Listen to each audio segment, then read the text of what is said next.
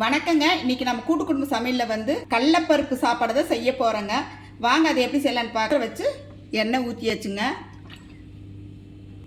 கடுகு, சீரகம், சின்ன வெங்காயம், பூண்டு, கருவேப்பிலை, பச்சை மிளகாய்.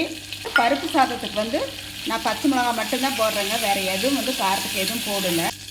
வெங்காயம் வந்து நல்லா செவந்து வந்துருச்சுங்க. தக்காளி பழம்,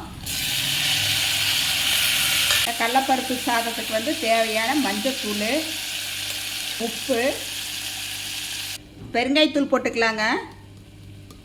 கடலைப்பருப்பு பாருங்க, ஒரு அரை வேக்காடு வந்து வேக வச்சுருக்கிறேன் பாருங்கள். நம்மளுக்கு சாப்பாட்டில் போட்டு விசில் விடும்போது கரெக்டாக இருக்கும். இந்த கடலைப்பருப்பு போட்டுக்கலாம். மல்லித்தலை போட்டுக்கலாங்க. பருப்பு சாதத்துக்கு தேவையான தண்ணி ஊற்றிக்கலாங்க.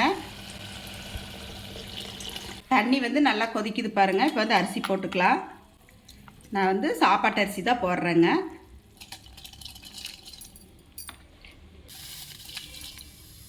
உப்பெல்லாம் நல்லா செக் பண்ணி பார்த்துக்குங்க.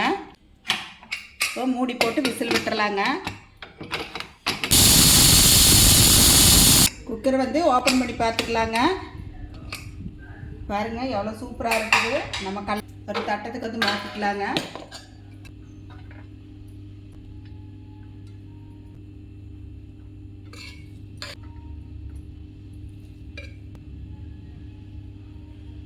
நெய் வந்து ஒரு ஸ்பூன் அப்படியே மேலே ஊற்றிக்கலாங்க. அவ்வளோதானுங்க. சூப்பராக வந்து நம்ம கடலைப்பருப்பு சாதம் வந்து சூப்பராக ரெடி ஆயிடுச்சுங்க. எல்லாரும் வாங்க சாப்பிட்லாம் வாங்க. நீங்களும் உங்கள் வீட்டில் செஞ்சு சாப்பிட்டு பார்த்துட்டு எப்படி இருக்குன்னு சொல்லுங்கள். எங்கள் வீடியோ பிடிச்சிருந்தா லைக் பண்ணி ஷேர் பண்ணுங்கள். நன்றிங்க.